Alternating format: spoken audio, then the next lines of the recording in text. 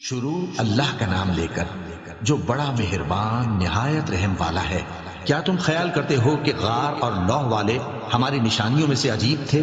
جب وہ نوجوان غار میں جا رہے تو کہنے لگے کہ اے ہمارے پروردگار، ہم پر اپنے ہاں سے رحمت نازل فرما اور ہمارے کام میں درستی کے سامان مہیا کر۔ تو ہم نے غار میں کئی سال تک ان کے کانوں پر نیند کا پردہ ڈالے رکھا، یعنی ان کو سلائے رکھا۔ پھر ان کو جگہ اٹھایا تاکہ معلوم کریں کہ جتنی مدت وہ غار میں رہے دونوں جماعتوں میں سے اس کی مقدار کس کو خوب یاد ہے۔ ہم ان کے حالات تم سے صحیح صحیح بیان کرتے ہیں۔ وہ کئی نوجوان تھے جو اپنے پروردگار پر ایمان لائے تھے، اور ہم نے ان کو اور زیادہ ہدایت دی تھی اور ان کے دلوں کو مربوط یعنی مضبوط کر دیا۔ جب وہ اٹھ کھڑے ہوئے تو کہنے لگے کہ ہمارا پروردگار آسمانوں اور زمین کا مالک ہے، ہم اس کے سوا کسی کو معبود سمجھ کر نہ پکاریں گے۔ اگر ایسا کیا تو اس وقت ہم نے بے عقلی کی بات کی۔ ان ہماری قوم کے لوگوں نے اس کے سوا اور معبود بنا رکھے ہیں، بھلا یہ ان کے معبود ہونے پر کوئی کھلی دلیل کیوں نہیں لاتے؟ تو اس سے زیادہ کون ظالم ہے جو اللہ پر جھوٹ باندھے؟ اور جب تم نے ان مشرکوں سے اور جن کی یہ اللہ کے سوا عبادت کرتے ہیں ان سے کنارہ کر لیا ہے تو غار میں چل رہو، تمہارا پروردگار تمہارے لیے اپنی رحمت وسیع کر دے گا اور تمہارے کاموں میں آسانی کے سامان مہیا کرے گا۔ اور جب سورج نکلے تو تم دیکھو کہ دھوپ ان کے غار سے داہنی طرف سمٹ جائے، اور جب غروب ہو تو ان سے بائیں طرف کترا جائے، اور وہ اس غار کے کشادہ حصے میں تھے۔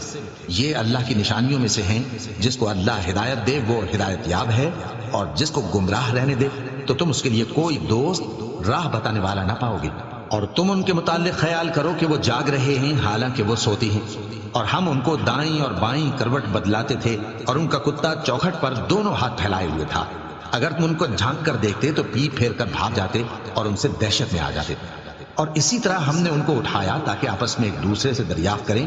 ایک کہنے والے نے کہا کہ تم یہاں کتنی مدت رہے؟ انہوں نے کہا کہ 1 دن یا اس سے بھی کم۔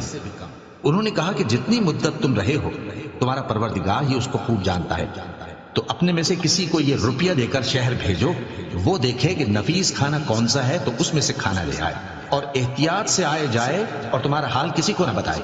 اگر وہ تم پر دسترس پا لیں گے تو تمہیں سنسار کر دیں گے یا پھر اپنے مذہب میں داخل کر لیں گے، اور اس وقت تم کبھی فلاح نہیں پاؤ گے۔ اور اسی طرح ہم نے لوگوں کو ان کے حال سے خبردار کر دیا تاکہ وہ جانیں کہ اللہ کا وعدہ سچا ہے، اور یہ کہ قیامت جس کا وعدہ کیا جاتا ہے اس میں کچھ شک نہیں۔ اس وقت لوگ ان کے بارے میں باہم جھگڑنے لگے اور کہنے لگے کہ ان کے غار پر عمارت بنا دو۔ ان کا پروردگار ان کے حال سے خوب واقف ہے۔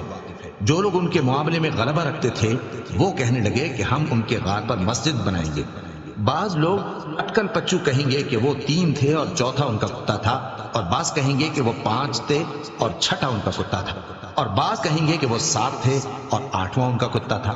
کہہ دو کہ میرا پروردگار ہی ان کے شمار سے خوب واقف ہے، ان کو جانتے بھی ہیں تو تھوڑے ہی لوگ جانتے ہیں۔ تو تم ان کے معاملے میں بحث نہ کرنا مگر سرسری سی بحث، اور نہ ان کے بارے میں ان میں سے کسی سے کچھ دریافت ہی کرنا، اور کسی کام کی نسبت نہ کہنا کہ میں اسے کل کر دوں گا، مگر انشاءاللہ کہہ کر، یعنی اگر اللہ چاہے تو کر دوں گا۔